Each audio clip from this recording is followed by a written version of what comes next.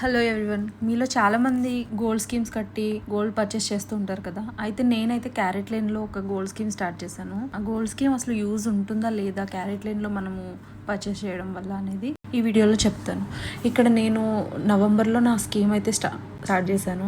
Monthly 10,000 లాగా pay చేస్తున్నాను. ఇక్కడ చూస్తే మీరు ట్రెజర్ చెస్ట్ ఎడ్జ్ అని స్కీమ్ టైప్.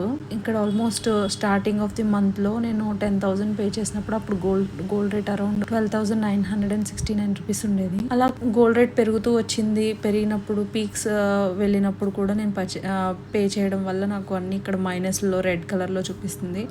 ఓవరాల్గా నేనైతే అరౌండ్ ఈ లాస్ట్ 8 పేమెంట్స్లో ఓన్లీ 1,100 రూపీస్ మాత్రమే బెనిఫిట్ పొందాను. సో నాకు ఈ వాళ్ళు క్యారెట్ లేని వాళ్ళు ఇచ్చే 1 month extra instalment just around 10,000 కోసం మనము 9 మంత్స్ కమిట్మెంట్ అనేది వేస్ట్ అని నాకు అనిపిస్తుంది. నేను ఏ స్కీమ్స్ కడితే బెటరో, మనకి ఎక్కడ ఏ స్కీమ్స్ బాగున్నాయో అవి చెప్పడానికి మీకు మోస్ట్లీ ఆ ఇన్ఫర్మేషన్ కూడా ప్రొవైడ్ చేస్తాను. Follow for more.